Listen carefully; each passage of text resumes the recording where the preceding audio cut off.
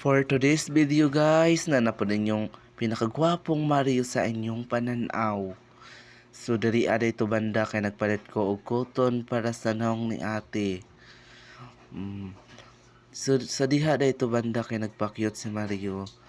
Nagpa-choy-choy siya kay madtod Coastal Road. Samtang wala pa akong kauban, nagwat-huwat ko, nag-istorya day ko dira na ako ra isa. Natanaw ako sa Dublin kay lagi na ako diri ato banda kay nagpa-choy-choy na pud si Mario dra. Cute si Mario dra, choy-choy mo ra biyag nagbuyot. So diri aday to banda kay mo naman din nagbuyot si Mario. Pak.